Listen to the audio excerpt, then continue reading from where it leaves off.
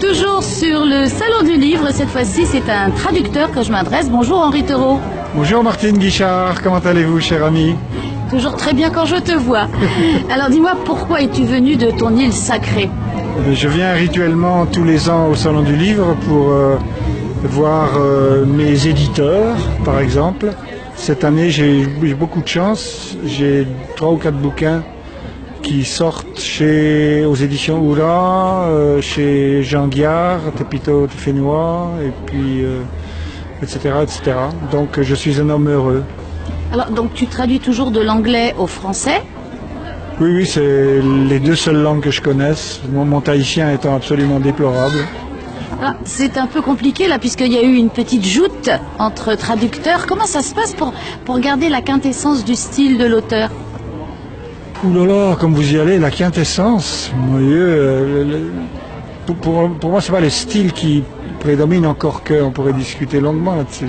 C'est une question carrément philosophique que tu me poses là. Oui.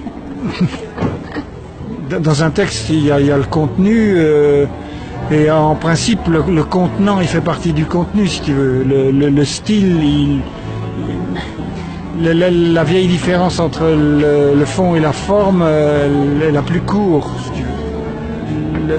Le fond, il est dans la forme.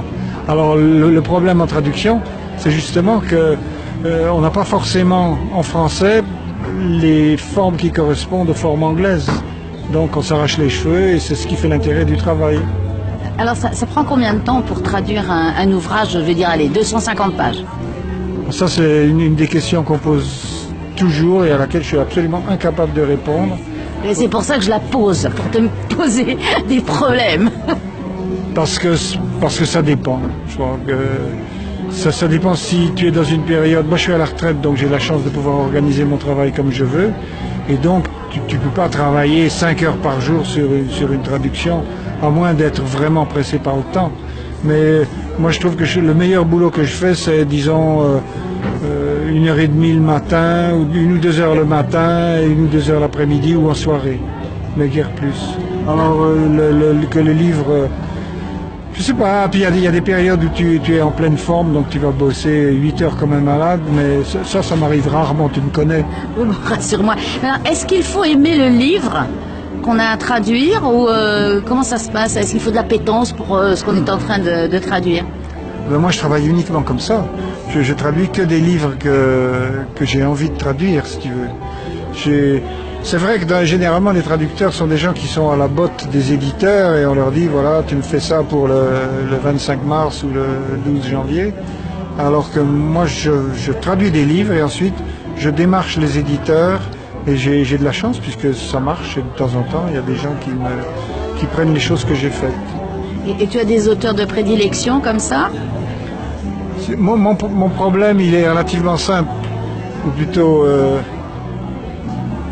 il y a eu des masses de choses qui ont été écrites sur Tahiti et sur les îles en anglais depuis, disons, un siècle et demi. Et on est bien loin d'avoir tout traduit, ces choses-là. Donc, j'ai du boulot jusqu'à la fin de mes jours. Oui, mais donc tu as un créneau quand même de livres qui t'intéressent. Disons que... il vaut mieux traduire des choses qu'on connaît, il vaut mieux traduire des textes qui parlent de lieux, de gens, de coutumes, etc. qu'on connaît. J'aurais du mal très certainement à traduire un livre sur la Corée du Sud ou le Kamtchatka, si tu veux. Mais je suis assez à l'aise dans tout ce qui est roman à propos des mers du Sud, puisque j'ai vécu aussi au Vanuatu, je me suis un petit peu baladé en Nouvelle-Zélande, Australie, etc. quoi.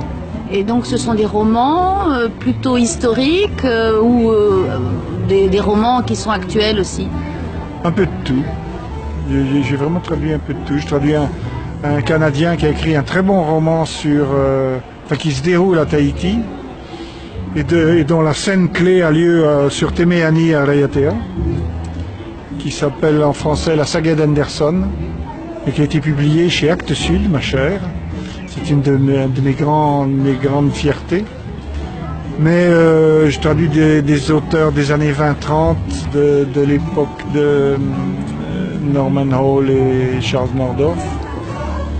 Et puis j'ai traduit d'autres choses, j'ai traduit de l'ethnologie, j'ai traduit Danielson, sa thèse sur l'atoll de Raroya. Est-ce qu'il t'est déjà arrivé de traduire un livre et de t'apercevoir qu'il a déjà été traduit, le travail a déjà été fait? Non, ça c'est quand même une des premières précautions que je prends avant de me lancer dans un boulot. J'écris à l'auteur, s'il est encore vivant, ou je me renseigne. Surtout maintenant, Internet a complètement changé la façon de travailler, quoi. Hein. On peut avoir accès directement à des archives, aux archives de l'auteur. J'ai un copain avec qui je travaille qui est un spécialiste de la navigation, à qui j'avais filé le journal de Robertson, qui était le premier maître de Wallis. Et il l'a traduit l'année dernière, c'est sorti chez Oura sous le titre « La grande pirogue sans balancier ». Il s'est aperçu que le texte de Robertson que je lui avais donné était plein d'erreurs, de raccourcis et de coupures. Il a écrit parce que ça ne collait pas, si tu veux, hein, du point de vue, lui c'est un marin, hein, du point de vue du marin, il y a des choses qui ne tenaient pas debout. Il a écrit au British Museum et il a eu la version originale du journal de Robertson qu'il a traduite lui-même. Voilà le genre de choses qu'on n'aurait pas pu faire autrefois, ou alors il aurait fallu des mois pour avoir des réponses du British Museum. Lui, il a eu les réponses dans la semaine.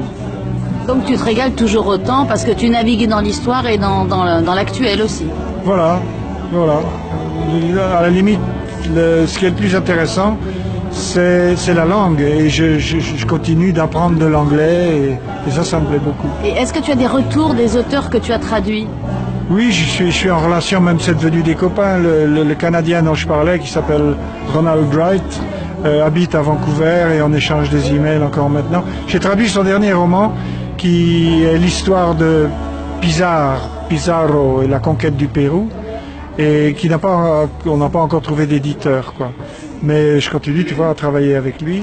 Je continue à être en relation avec un type qui s'appelle Gavan Dawes, qui a écrit un bouquin qui est sorti chez Oura, qui s'appelle Un rêve d'île, qui est un vieux bonhomme, un vieil Australien qui a fait toute sa carrière à Hawaï et qui est adorable.